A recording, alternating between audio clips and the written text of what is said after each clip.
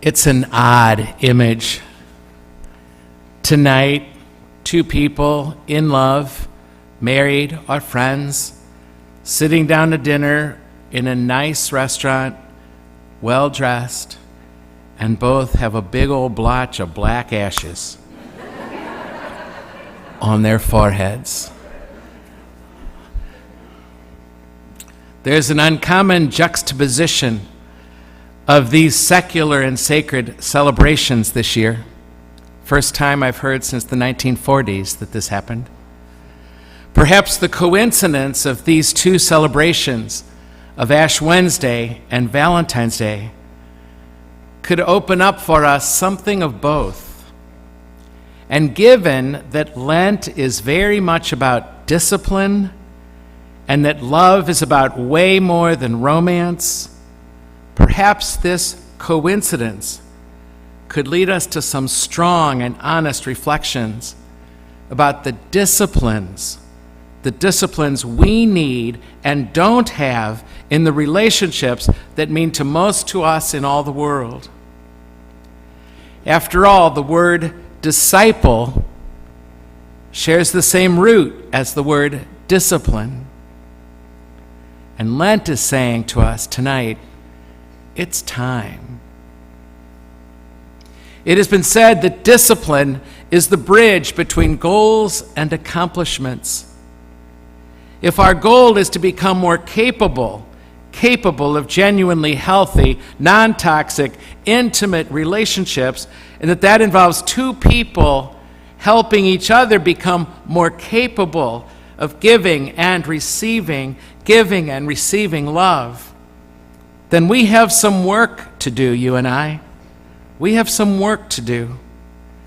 And if our relationships, however healthy they currently seem, are to stay healthy, then now is the time to develop those disciplines and embrace them with joy.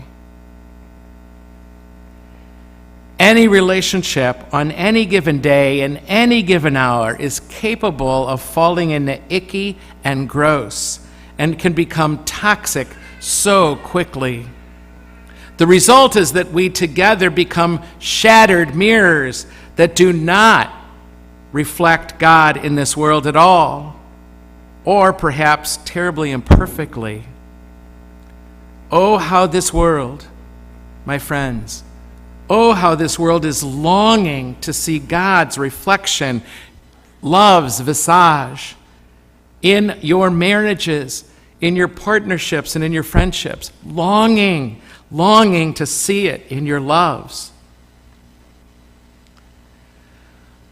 What we are doing to stay healthy in our loves, which is to say, what we are doing to stay healthy mentally and spiritually and emotionally and physically, shouts God to the world.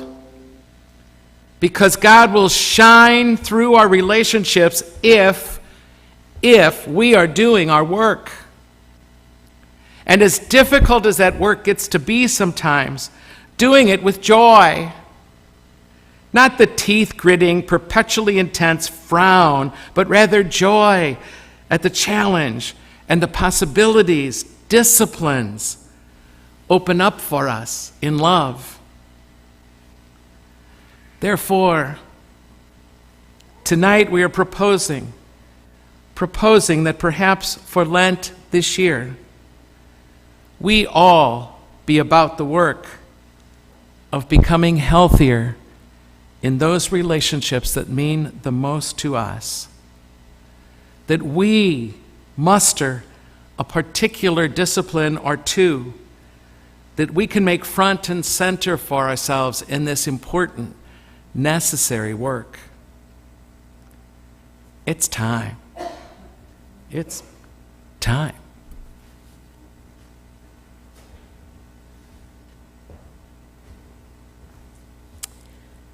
So here are some modest proposals. Perhaps you could pick one or two at most and start putting the disciplines you might choose in place today. Perhaps you would choose the discipline to stop reacting, to the painful emotions that arise within you and take a breath before you send back an angry text or email or words that might hurt. Perhaps the discipline to stop playing games in relationships, to not manipulate for your own desires, but to be authentic, honest, straightforward in how you communicate. Perhaps the discipline of taking responsibility for your own insecurities and not expecting everyone else to make things right for you. Can you let go of undue expectations you have for others or for yourself and let people be imperfect? Are you too much hands-on in your relationship? Are you too controlling, demanding? Do you need the discipline of taking time to step back, reflect, maybe take extra walks, visits to the chapel, time for quiet prayer every day, where you can learn to let go of your own ego and your need for control and power, and you can detach and trust God and others? Or are you too hands-off in your relationships? Are you playing it safe? Do you need to find the courage to know what you want and tell the truth, even if it might be upsetting to others? Do you need the discipline to speak up, even if no one ever told you it was okay, instead of choosing peace at any price, where resentments can build and rupture could follow? Do you need to learn the discipline of not pleasing people all the time, and learn how to disappoint others and still be okay? Do you need to learn how to enjoy topics of conversation that you're not necessarily interested in just because they're important to someone that you love? Do you need to affirm others more, to thank them more, let them know how much they mean to you?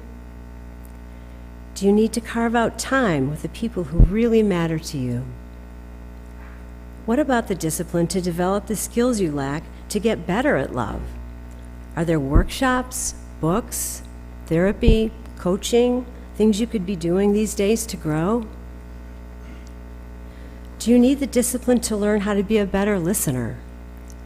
Do you interject too much of your own story into other people's stories? Do you need to stop insisting on your own point of view and seek to truly understand why the other person just might believe a little differently than you do, and really listen? Do you need the discipline to not say unkind things about other people behind their backs without ever telling it to them directly so that they might have a chance to grow and change? Do you need the discipline of not exaggerating or even lying, but rather in the stories you share, can you trust that being honest and real is enough, and even better?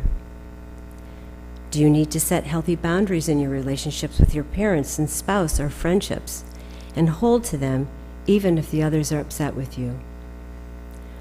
Finally, do you need to discipline your thinking to be aware of unhealthy patterns in current relationships that you learned in your family of origin? Can you stop relating to others in ways that repeat unhealthy patterns you might have brought unknowingly into your current relationships?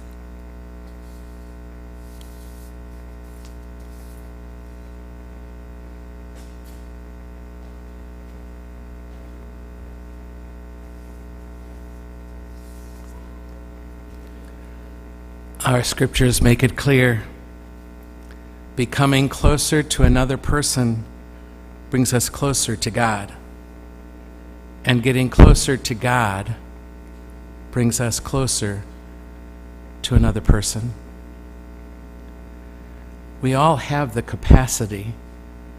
We all have the capacity for love. These disciplines can take us a long way towards realizing that capacity and finding happiness.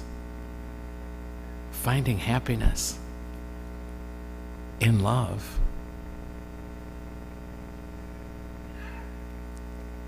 It's Lent. It's Valentine's Day. Let's get to work on love.